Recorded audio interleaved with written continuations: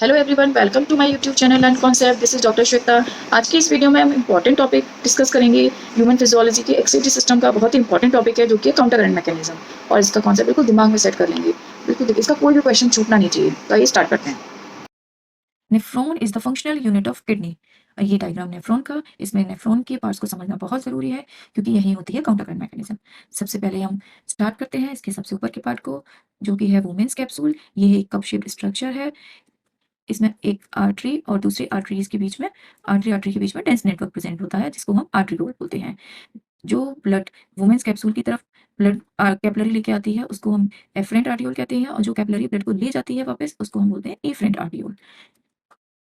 अब women's capsule के बाद एक कॉइल स्ट्रक्चर प्रेजेंट होती है, जिसको हम प्रॉक्सिमल कन्वोल्यूटेड ट्यूब्यूल या शॉर्ट में पीसीटी भी बोलते हैं। फिर उसके बाद आती है एक यू शेप्ड स्ट्रक्चर, ये जो आपको दिख रही है, इसको बोलते हैं लूप ऑफ हेनले या हेनलेस लूप। इसके दो पार्ट होते हैं, एक डिसेंडिंग लिंब और एक असेंडिंग लिंब। डिसेंडिंग लिंब कौन सा है? जो पीसीटी से होके फिल्ट्रेट नीचे जा रहा है, उसको हम descending limb of loop of Henle बोलते हैं, जो कि सिर्फ वाटर के लिए परमेबल है। और जो फिल्ट्रेट डिसेंडिंग लिंब के बाद निकलने के बाद ऊपर की तरफ जा रहा है, उसको हम ascending limb of loop of Henle बोलते हैं, जो कि सिर्फ सॉल्ट के लिए परमेबल है।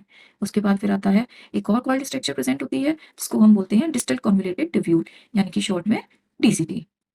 और एक नेफ्रॉन का जो पार्ट डीसीटी पार्ट है, वो एक कॉमन डक्ट में ओपन होता है, जिसको हम बोलते हैं collecting duct. So basically collecting duct is not a part of nephron, क्योंकि एक कलेक्टिंग डक्ट में बहुत सारे नेफ्रॉन्स की अलग डीसीटी ओपन होती है।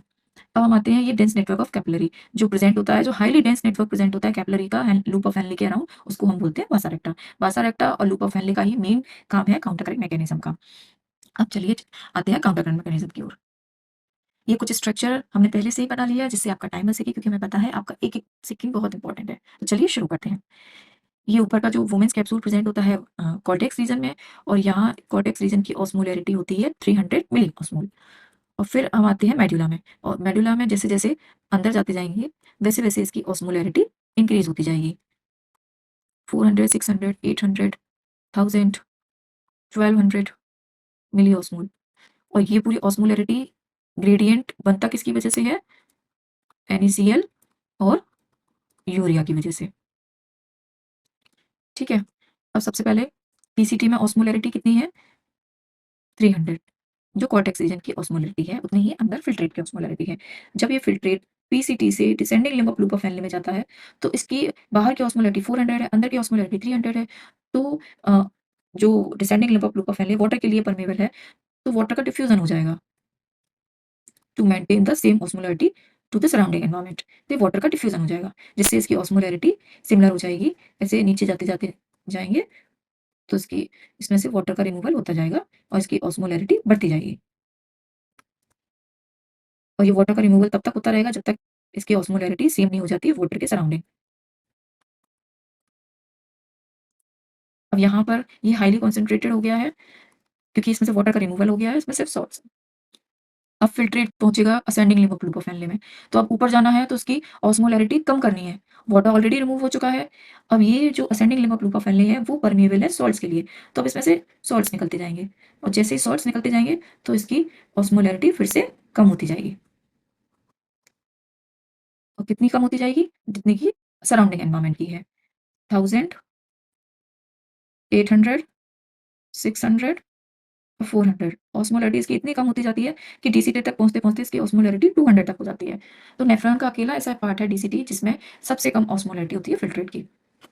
ठीक है। अब ये बात हो गई नेफ्रॉन की पार्ट की। अब है ये वसा रेक्टा की, जो कैपिलरी नेटवर्क है लूप ऑफ हेनले के अराउंड प्रेजेंट होता है। इसमें ब्लड फ्लो कर रहा है ऊपर से नीचे की तरफ। तो पहले इसमें भी 300 ऑस्मोलैरिटी थी ब्लड की, और जब ये नीचे जाएगी, तो इसका हमें ऑस्मोलैरिटी बढ़ानी है। तो ऑस्मोलैरिटी कैसे बढ़ेगी? इसमें NaCl जो इंटरस्टिशियल फ्लूइड में चला गया था, वो इसमें बैक टू रीएब्सॉर्ब हो जाएगा। ऐसे इसकी ऑस्मोलैरिटी बढ़ जाएगी।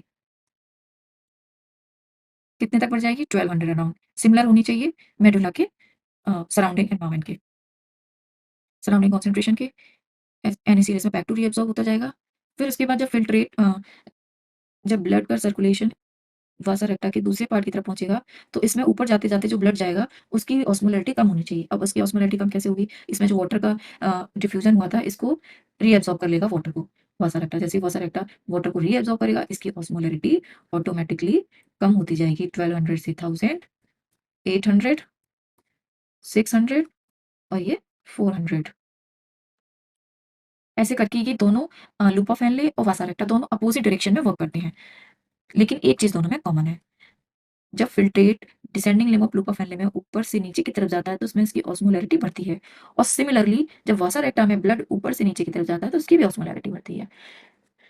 और जैसे कि ascending limb of loop of Henle में नीचे से ऊपर की तरफ जाता है फिल्ट्रेट, तो इसकी ऑस्मोलैरिटी कम होती है। ऐसे ही ब्लड की ऑस्मोलैरिटी भी कम होती है जब ये नीचे से ऊपर की तरफ जाता है। लेकिन जब ये नीचे से ऊपर की तरफ जाता है और ये ऊपर से नीचे की तरफ जाता है, ये एक दूसरे के काउंटर में वर्क करते हैं। इसी को हम बोलते हैं काउंटर करंट मैकेनिज्म। और ये काउंटर करंट मैकेनिज्म क्यों बनता है, क्यों होता है? जिससे कि जो कॉन्सेंट्रेशन ग्रेडियंट मेडुला के अंदर प्रेजेंट है, ये कॉन्सेंट्रेशन ग्रेडियंट बना रहे।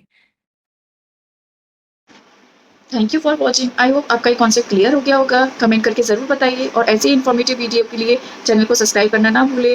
मिलते हैं अपनी नेक्स्ट वीडियो में, तब तक के लिए बाय बाय।